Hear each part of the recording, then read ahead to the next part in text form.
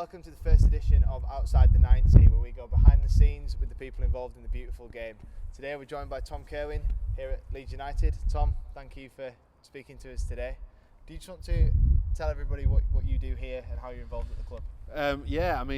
My sort of association with Leeds probably goes back, it's 10 years actually this summer, and I've sort of fulfilled various roles, but at the moment I'm working for the club's sort of online TV channel, LUTV. I'm doing the match commentaries, so their audio commentaries, do some presenting shows during the week and interview the players and just generally help along with sort of the media side of Leeds United, which is quite a big challenge really. So, I mean, you're living the dream then, being a Leeds United supporter and getting to speak about the club all day long. How does that feel? Yeah, it's a life sentence, isn't it? Because I think when I first started covering Leeds United and commentating on Leeds United, we were in the playoff final against Watford in 2006. We lost that, and I was thinking when I got the job, I'm going to be covering a Premier League side again, and my team in the Premier League. But it's been a tough decade. But yeah, I mean, I always wanted to do this, Daniel. You know, when I was younger, I fell in love with Leeds United from probably the age of 5, 6. Really got into it a few years later. Was no good at football, so was never going to be able to play the game. I think that's pretty obvious to see for anyone who's watched me play.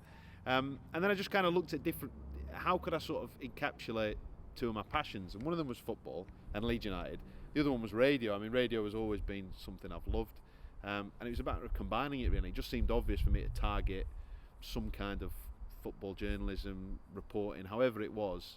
And when I sort of started on this path, going to university and everything, the media landscape of football was completely changed. You know, even going back sort of 14, 15 years, there was radio stations covering clubs, there was websites starting to come up, but apart from that, there wasn't really a huge amount. Now you just think of everything a football club does now. It's a multimedia operation, and it's great to be involved. And yeah, no doubt, living the dream. I don't really feel like I've ever done a day's work really.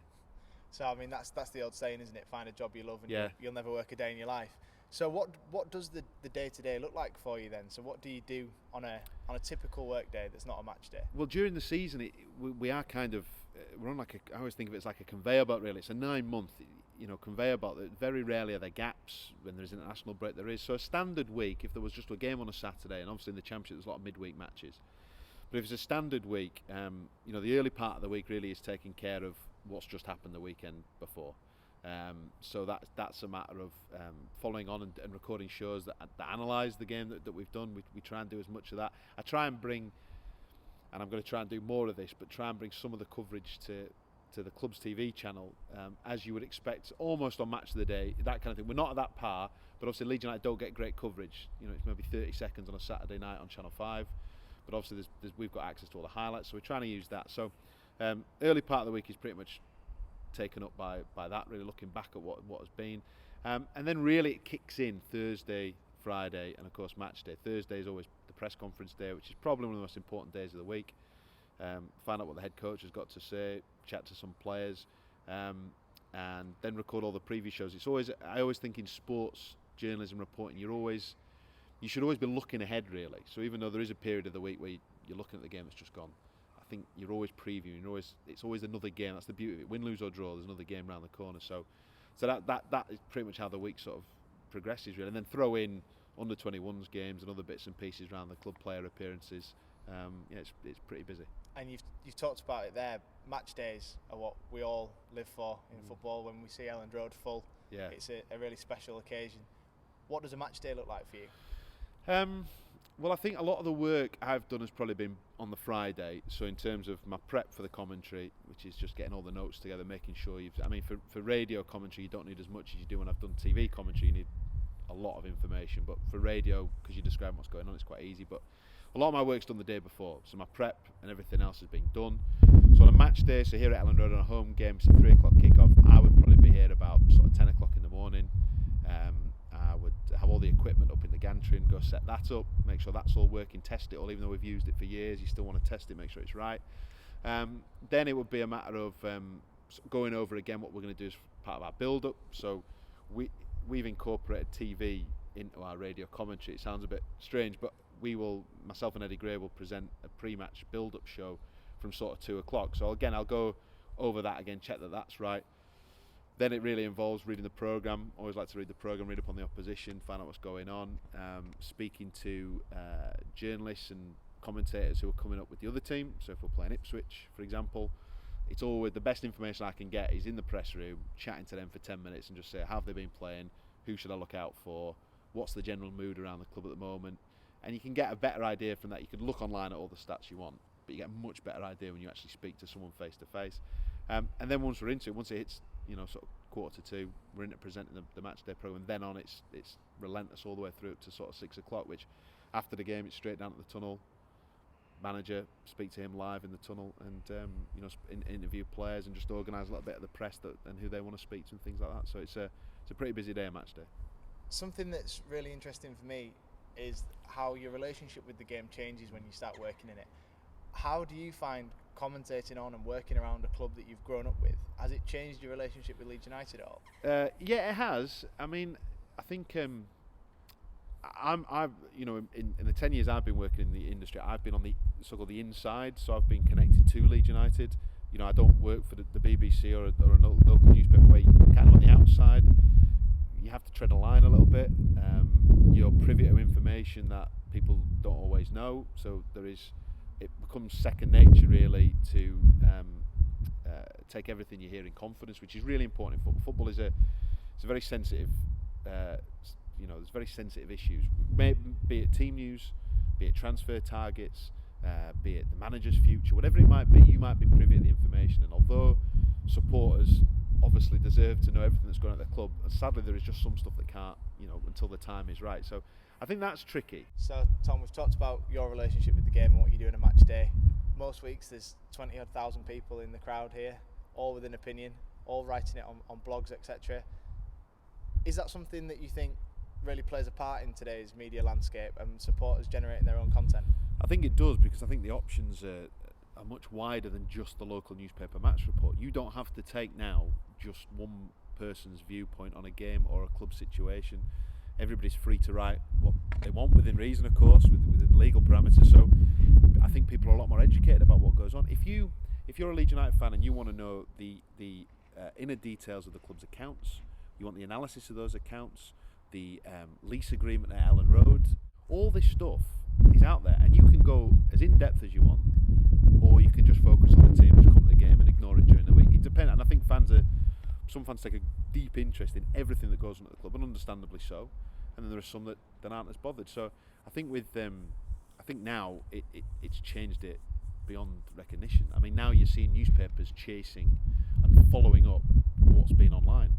You're seeing newspaper stories online based on things that were maybe on Twitter an hour before, because they're catching up. They're trying to keep up with this ever-flowing and this exchange really of information. So and it's good and bad. There's obviously some stuff that you think is not great, but it provokes debate, and that's fantastic. But the other side of it, I've been at a club in recent years, and again, certain bits of information might have got out because people have got the platform to do that. Then, if your girlfriend's brother is mates with a player, and you know that so and so is not playing, years ago you wouldn't have been able to do anything with that information, but now you can. So it's good and bad, but I definitely think it's completely changing the way that people are consuming their football. So what's the way into football for you now then? Is it still very much formal qualifications, earn your stripes at a local newspaper and try and go that way, or is it about self-generating content and being a little bit more creative in your approach? I think it's about being creative. I think the problem with football is it's all been done before.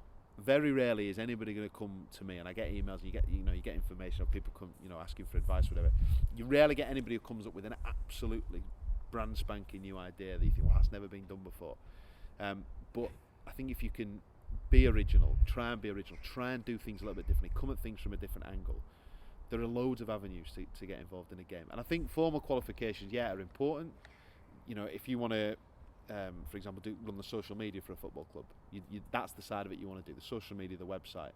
Then obviously you've got to have some kind of qualification to prove to the club that you can write, for starters, and you can write well.